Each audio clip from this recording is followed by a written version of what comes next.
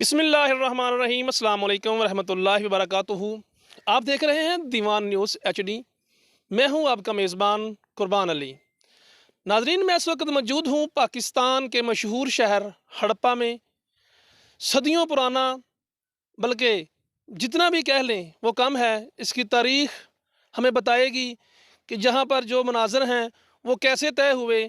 یہ شہر جو تھا اس وقت اپنے وقت کے اندر یہ ایک خوبصورت شہر تھا جو ایک منٹ کے اندر ملیا میٹ ہو کر اس زمین کے تلے دب گیا۔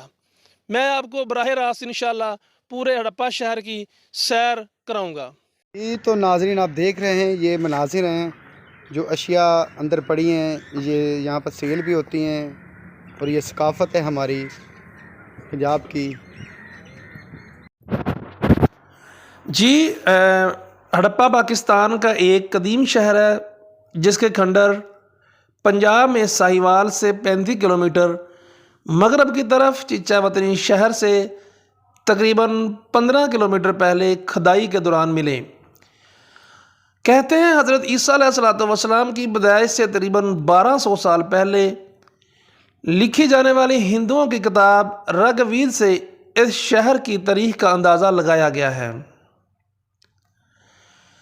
1921 کا واقعہ کہ رائے بہادر دیا رام سہنی نے ہڑپہ کے مقام پر قدیم تہذیب کے چند آثار پائے، اس کی اطلاع ہندوستانی محکمہ آثار قدیمہ کو ملی۔ محکمہ کے director general sir John Marshall نے دلچسپی کا اظہار کرتے ہوئے ہڑپہ کی کھدائی کی توجہ دی۔ چنانچہ رائے بہادر دیا رام سہنی، ڈائریکٹر ارنسٹ میکے اور محکمہ اثریات کے دیگر احکام کے تحت کھدائی کا کام شروع ہوا۔ 1931 میں فنڈ کی کمی کی وجہ سے کام کو روک دیا گیا۔ بعد میں کھدائی کا کام بھرپور طریقے سے نہیں ہو سکا۔ قدیم ہڑپہ کے مقام سے موجود دریائے راوی تقریباً 6 میل دور ہے، لیکن جب یہ شہر آباد تھا تو راوی اس کے قریب بہتا تھا۔ اس لیے ہڑپہ کے قلعے کے قدیم دور میں اس کے ساتھ کنچی اینٹوں اور مٹی سے ایک بڑا حفاظتی بند بنایا گیا۔ جب کبھی راوی میں سیلاب آیا کرتا ہوگا تو یہ بند قلعے کی حفاظت کرتا ہوگا۔ ہڑپہ اور موئن-جو-دڑو دونوں شہروں کا نقشہ اور ترتیب آپس میں انتہائی مشابہت رکھتی ہے۔ اگرچہ ہڑپہ سے ان گنت اینٹیں لوگوں نے چوری کر کے نئی تعمیرات میں استعمال کیں اور لاہور ملتان ریلوے لائن بچھانے کے سلسلے میں یہاں سے ملبہ اٹھا کر استعمال کیا گیا، جس وجہ سے ہڑپہ کی مکمل شکل و صورت ماہرین آثار کے سامنے نہیں آ سکی۔ پھر بھی جو کچھ بچا ہے اس سے ثابت ہوتا ہے کہ ہڑپے کا عمومی نقشہ موئن-جو-دڑو جیسا تھا۔ ہڑپے کی سب سے نیچی تہہ موئن-جو-دڑو کی پہلی تہہ سے زیادہ پرانی معلوم ہوتی ہے، اور وہاں کی آخری یعنی سب سے بعد کی تہوں میں سے ایسے آثار ملے ہیں جو موئن-جو-دڑو کے آخری زمانے کے بعد کے ہیں۔ قلعہ جنوب مغرب میں ہے اور نچلا شہر مشرق اور جنوب مشرق میں ہے۔ ان دونوں کے درمیان میں منظم شہر کی باقیات ہیں۔ قلعے کے جنوب میں ایک پہاڑی ہے اور قبرستان ہے جسے مدفن ایچ کہتے ہیں۔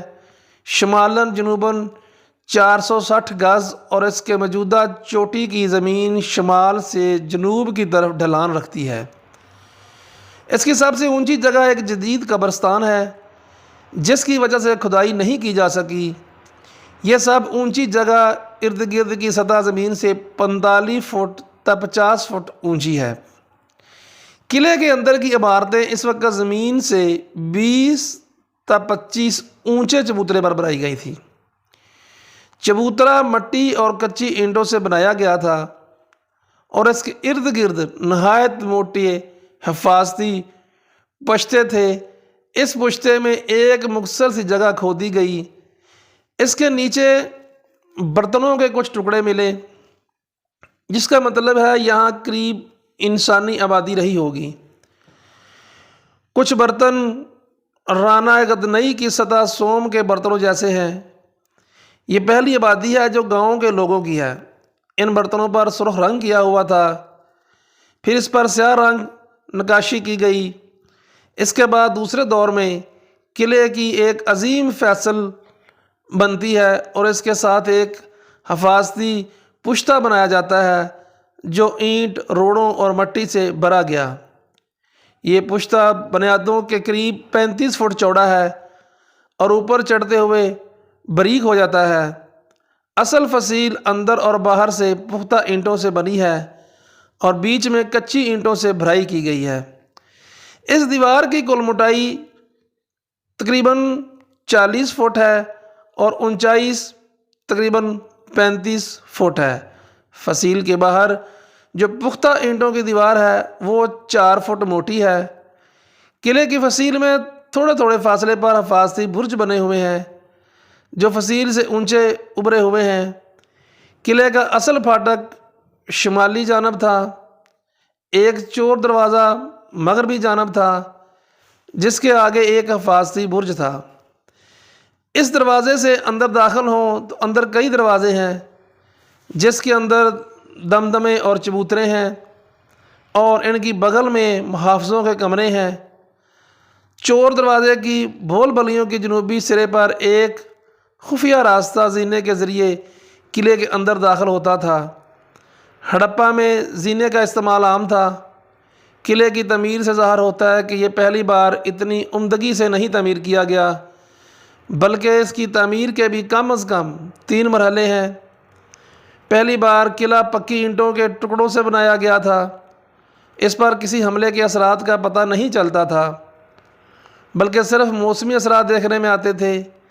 دوسری تعمیر پختہ سالم اینٹوں سے کی گئی۔ اس مرتبہ فن تعمیر پہلے سے بدرجہ بہتر ہے۔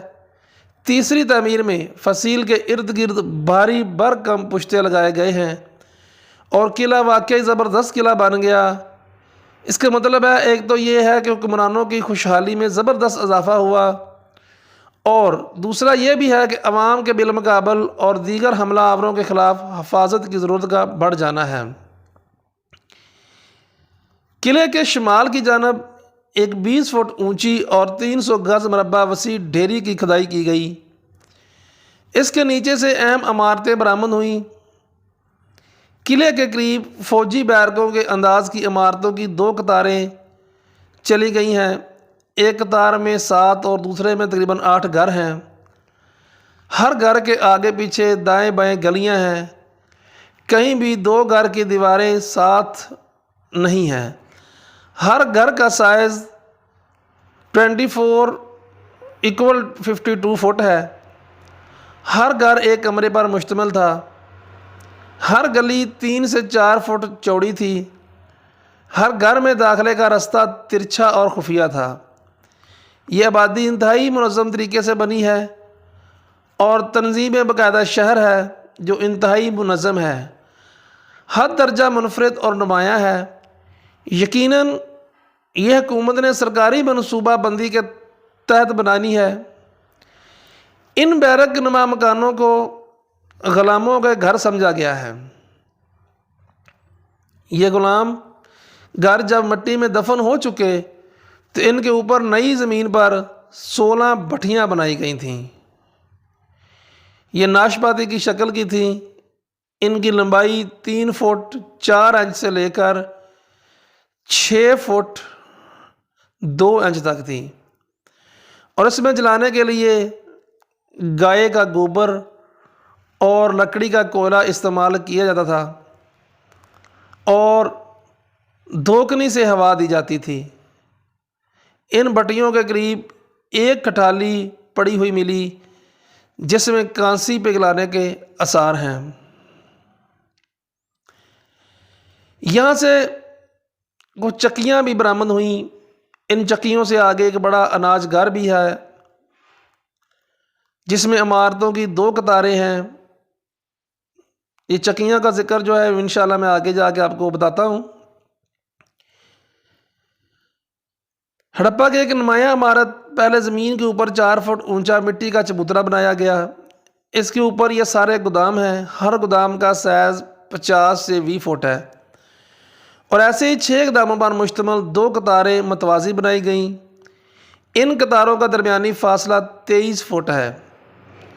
یہ اناج گھر دریا کے کنارے پر واقع تھا اور اس میں داخلے کا رستہ دریا کی جانب تھا، جس کا مطلب یہ ہے کہ مختلف دیہاتوں سے گندم اکٹھی کر کے دریا کے راستے گودام تک لائی جاتی تھی اور پھر دوسرے علاقوں کو جاتی تھی۔ ہر گودام کے اندر دوہرا فرش تھا جو سلیپروں کی دیواروں پر بنایا گیا تھا۔ سلیپر رکھنے کا مقصد یہ تھا کہ گودام کے نیچے سے ہوا گزرے تاکہ اناج نمی سے محفوظ رہے۔ 3 سلیپروں کی ایک دیوار بنتی تھی۔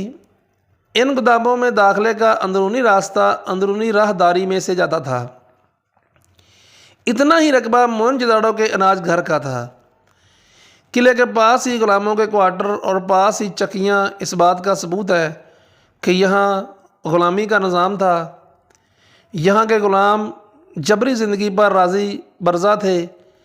یہ بھی ظاہر ہوتا ہے کہ اس کی سلطنت کی سب سے بڑی دولت یہی اناج تھا، جس کی اول تو پیداوار کو بھی نہیں، کم از کم تقسیم کو حکومت ضرور کنٹرول کرتی تھی۔ حکومت کے ملازم افسر بھی ہوں گے، منشی اور مزدور بھی۔ موہنجودڑو میں ایسا اناج گھر قلعے کے اندر واقع ہے۔ چونکہ ابھی سکہ ایجاد نہیں ہوا تھا، اس لیے اس اناج گھر کو سرکاری خزانہ سمجھنا چاہیے، اور اس سرکاری ملازموں کی تنخواہیں ایسے ہی غلہ سے ادا کی جاتی ہوں گی۔ ایسا ہی رواج میسوپوٹیمیا میں بھی رواج تھا۔ ناظرین، ہڑپا میں نسبتاً زیادہ قدیم زمانے کی انتہائی ننھی منھی مہریں بھی ملی ہیں، جن کی لمبائی تقریباً 1.07 تا 1.36 انچ ہے اور ان کی چوڑائی 1.02 تا 1.06 اور موٹائی 1.05 تا 1.13 انچ ہے۔ ان پر مختلف قسم کے جانوروں کی تصویریں نہیں ہیں یا نشانات ہیں، یا پھر مچھلی یا مگر مچھ وغیرہ نظر آتے ہیں۔ ان میں سوراخ بھی نہیں ہیں۔ ناظرین،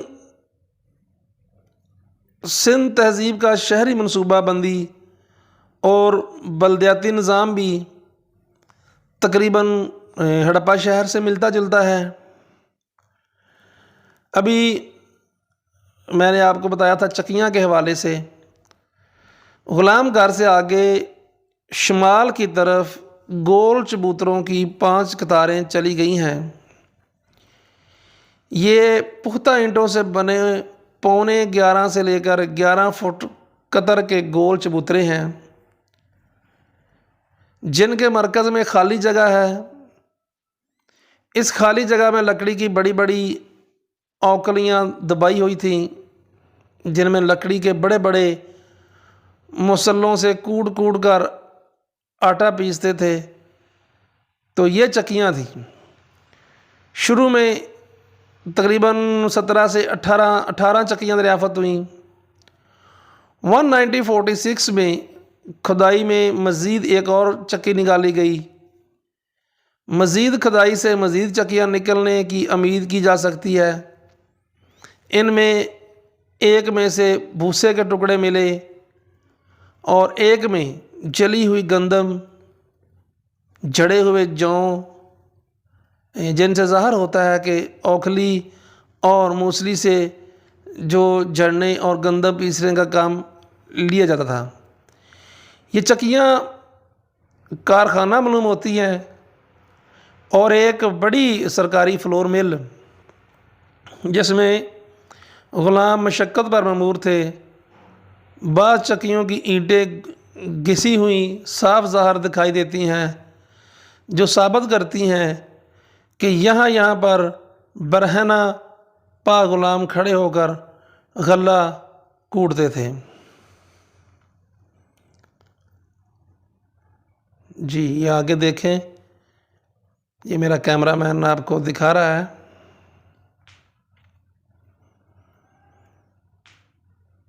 یہ وہ بلڈنگیں ہیں، یہ وہ عمارتیں ہیں جو اس وقت ضلع ساہیوال میں موجود ہیں۔ جن لوگوں نے ابھی تک میرا خیال ہے ہڑپا شہر نہیں دیکھا، وہ ایک بار ضرور چکر لگائیں ہڑپا شہر کا، کیونکہ یہ ایک ثقافت ہے تقریباً پنجاب کی، اور اس کا سیم جو ہے وہ سندھ میں موجود ہے۔ اس میں میوزیم بھی ہے تقریباً، جہاں پر اجازت نہیں ہے، اجازت نہیں ملی ہمیں جانے کی، تو اس وجہ سے وہاں پہ ہم کیمرہ لے کر میوزیم کے اندر نہیں جا سکے۔ گورنمنٹ کی طرف سے جو ہے وہ منع کیا ہوا ہے انہوں نے۔ کچھ دن پہلے ہی جناب وزیر اعلیٰ پنجاب سردار عثمان بزدار صاحب بھی یہاں پر تشریف لائے، ایک نیا میوزیم جو ہے انہوں نے بنیاد رکھی ہے اس کی، تو امید ہے انشاءاللہ کہ آنے والے دنوں میں یہ مزید ترقی کرے گا۔ اس کے ساتھ ہی اجازت دیجیے، کیمرہ مین زاہد ندیم بلوچ اور ملک جوید کھوکھر کے ساتھ قربان علی ڈھلوں آپ سے اجازت چاہتا ہے۔ دیکھتے رہیے دیوان نیوز HD، ہر خبر سچ پر مبنی۔